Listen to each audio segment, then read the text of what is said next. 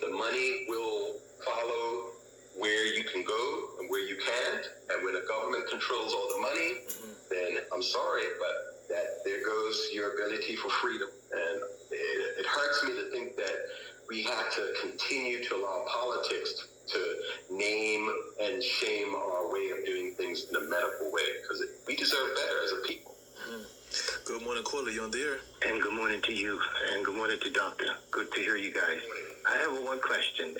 I'm not vaccinated, and right now the jury's still out on it. So I tried to get an antibody test in Bermuda, and I can't seem to get one because I'm big on antibody tests. If anyone was to decide to take this jab, which I call it, to see where the antibodies are, and if they decide to have the jab, then take another antibody test to see the pros and cons of how this shot has taken place or how it's reacting to its immune system. Too much of anything is no good. Now they're asking for the suggestion to you to get 3 and 4 boosters. What is it doing short and long term to the natural immunity? And I thank you for your information, Doc. It's been very informative, and God continue to be in your heart and continue speaking the truth. And I'll listen for your response off air. Thank you. Thank you, Quilla. Oh, you're welcome, sir. You're welcome, sir. So it's interesting that you talked about natural immunity, because this is becoming more and more of an issue that the powers that be would prefer not to talk about. If you notice, once again, if you listen to not only the American media, but also even in Bermuda, they tried to take the whole idea of herd immunity off the table now. Because the problem with trying to do herd immunity with a vaccine that keeps fading out is you can't get to herd immunity. The vaccines don't last. They won't last. They will keep needing boosters to continue to kind of keep up. And you're using a boostering with a vaccine that was never made for the current type of COVID variant that we have. So that's why they no longer talk about herd immunity anymore. I know I heard one of the reporters asking, well, what percentage now are you looking at? Is it 70%? Is it 80%? They're not going to want to talk about that, because as far as they're concerned, they cannot reach herd immunity as long as they depend solely on vaccines. Now, here's the other problem. Our government, along with the United States government, does not accept natural immunity as being a better immunity, even though the CDC finally did admit we're not following natural immunity. So we can't give you any data to suggest that natural immunity is less than or equal or better than vaccine immunity. They've not been keeping records. So any of the data that you see that now comes out about natural immunity is stating that it is at least as good, if not better, and definitely as long. But yet, you keep hearing those in power who talk about how natural immunity is not as good, but they use terms like because it doesn't target the specific part of the spike protein. That, once again, you have to be careful of magicians. Magicians will flash their hand over here on the left while they're pulling stuff from the right. That's what they're doing to you. In the end, it's not about the spike protein that they're going to use as whether or not. Ultimately, the way that we know whether something is working or not is how many people get sick after you've gotten the vaccine. Right. How many people get sick after you've gotten sick once from having the illness? So if I had COVID once, how many of the people who've had COVID get COVID again? If I've had a vaccine twice, how many people get COVID again after that? I don't care how many antibody levels you have. In the end, it's about, with 1 million antibody levels, if you're getting sick again, the antibody level means nothing. And I think that's what that's what they're using. Oh, it's boosted your antibody level up to 20 times its normal length. Yeah, but are you going to be talking about another shot in another 3 months? Because it doesn't matter how high you got. Is it going to protect me from getting COVID? Especially now you hear they have a new one out of South Africa, another variant that they're looking at. They have one I was listening to. They're talking about pockets of variants even within New York. So there are variants that pop up over and over, and we're still using a vaccine that was based upon an old, original spike protein. And we think that we're so big and bold because, you know, we're going to boost you with this thing over and over and over again. So based on the, because you said that it's a variant in Africa, it's a variant in New York, are these variants the same or are they different based on environment and location? So the one in Africa, I think they've gotten to the point that they're now actually, I think, going to put a moratorium on people flying out of there. Okay. So they're that concerned about it in terms of being a potential problem going forward. The other ones, they're not one of interest. Right. But still, so the one out of South Africa is B11529. South Africa, Hong Kong, and Botswana. Senior scientists describe it as the worst variant they've seen since the start of the pandemic, with 32 mutations in the spike protein, and that's twice as many as in the Delta variant. Okay. So because of this new variant, South Africa has been placed under England's red list travel restrictions. About 500 to 700 people usually go to the UK from South Africa every day. The ban will also cover flights from Namibia, Botswana, and Zimbabwe. Scotland says all arrivals from the countries must self-isolate and take 2 PCR tests. Then starting as of 4 a.m. On the 27th, they will stay at a managed quarantine hotel. And Israel is banning citizens from traveling to Southern Africa and barring the entry of foreign travelers from the region. And this is Israel, the place that's like one of the most vaccinated places in the world. So once again, when have you ever known that we had a vaccine, yet we were scared of this thing that we got vaccinated against? Caller, you on there? Good morning, gentlemen. How are you today? I have a question when it comes to the vaccine again. They say it's no risk, but there's a report that just came out. Dr. D, I'm not sure if you're aware of this, but the risk of developing acute coronary syndrome significantly increased in patients after receiving the mRNA COVID-19 vaccine. And this came out from the American Heart Association. So again, they keep saying get the vaccine, it's safe, it's safe. But there are things that are constantly being withheld. So can you explain what this is? Acute coronary syndrome? Sure, he'll answer over, okay? Good. So, one of the things that, we were talking about before was risk to the heart that we were noticing that was happening in certain people who had gotten the vaccine, specifically young men. And as such, there was a kind of a black box warning placed upon that as a potential side effect of getting the vaccine for certain populations. So that's one of the reasons why, depending on, at least, say up here in the States where I am, you can maybe decide, okay, because I am a older female versus a young male, I might want to get this vaccine over that vaccine. The mRNA virus vaccines were the ones that were more related to heart injury than the non-mRNA ones. Now, the problem is that it's difficult to, once again, how do you go about looking at the full breadth of the problems when they're not willing to display the problems openly? There are some doctors who have actually put out a whole paper on the potential cardiac issues that come from this vaccine, who's had their papers removed. So as a doctor, how can I truly give my patient the risk if you're actively hiding the potential from me because you don't think it's in the best interest of the public, because you don't believe what this other doctor is saying? And I think that's the problem right now, is that when you hear about So when I hear about the acute coronary syndrome that can come from it, that's just a nice way of saying like a sudden heart injury issue. I can't even give her a true statistic because you got to go searching deep to find it because Google's blocking you, YouTube is blocking you, Facebook is blocking you, Twitter's blocking you.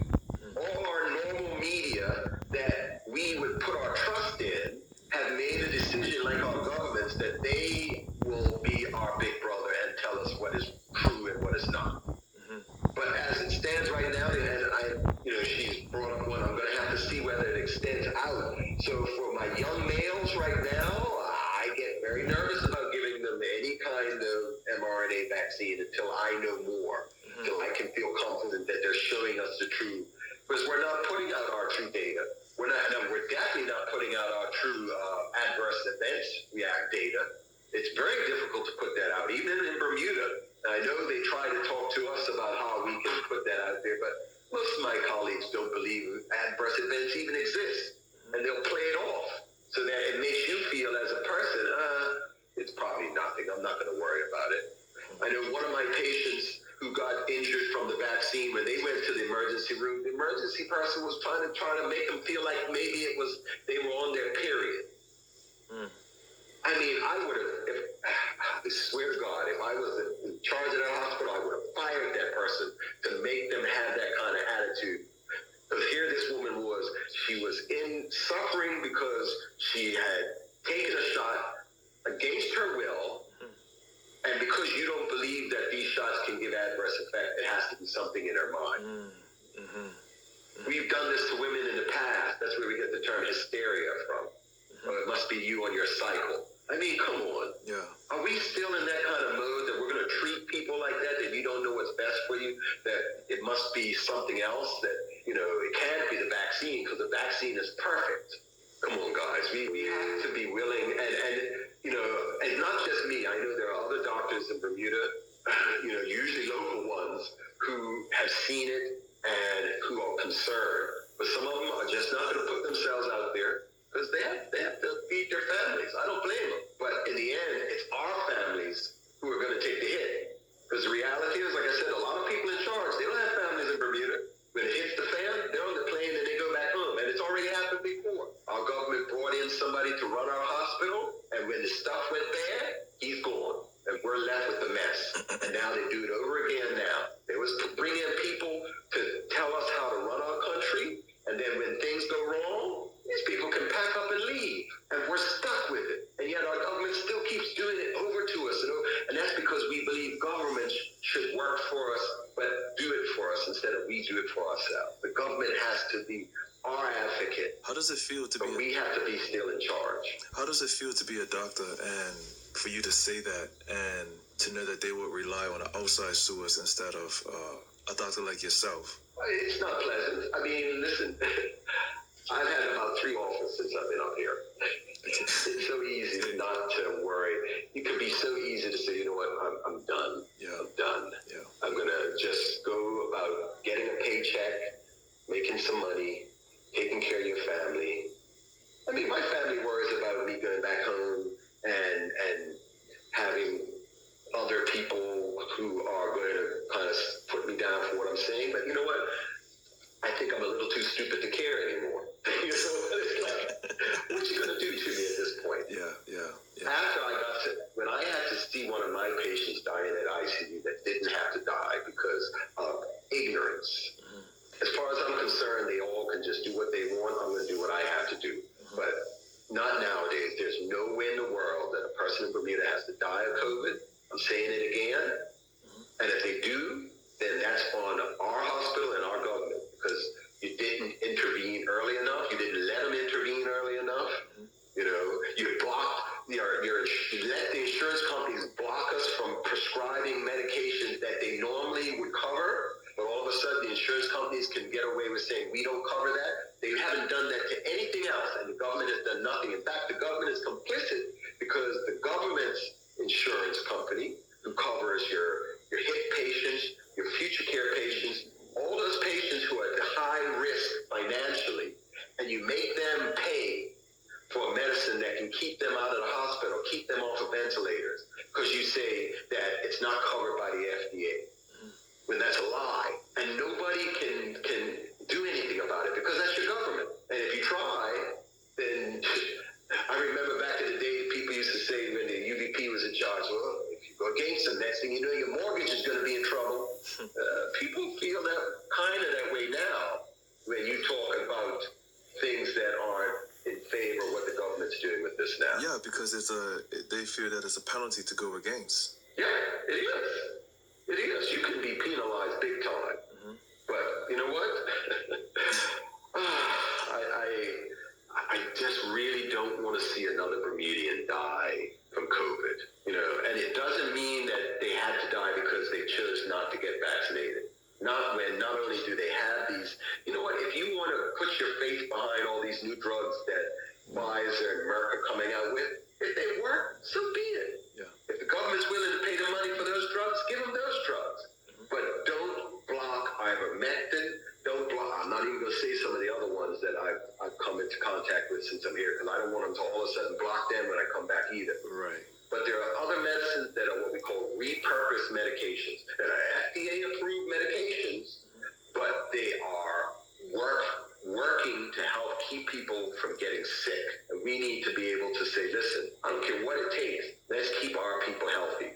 Guys, everybody who can hear me, I'm going to tell you this. Make sure you know what your vitamin D level is. If nothing else, we have found there's a correlation that if your vitamin D level is at least above 50, then you stand a good chance of not dying from COVID. And if it is below that, then you get on your vitamin D now and start that.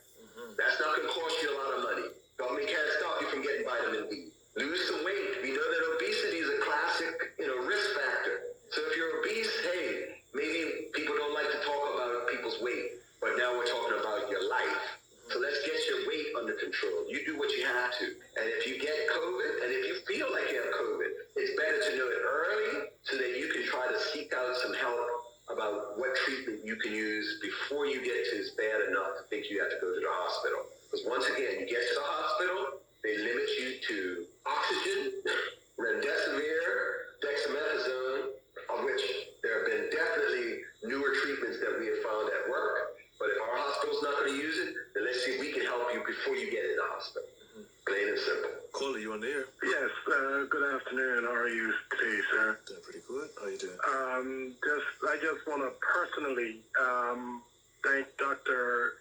Darling. I think he may know who I am. My mother is a patient of his. My mother had COVID, and Dr. Darling kept her out of the hospital as long as he could. And I just want to thank him, thank God for him, and every other doctor like him that has a conscience. I thank you so much, and may God bless you and your family. Thank you. Appreciate it, my friend. And God bless your mother. Thank you. Yes, good morning again. Just to let you know, we have about 3 more minutes left, okay? Oh, okay, I'm sorry. No problem. Okay, I'll just say one thing.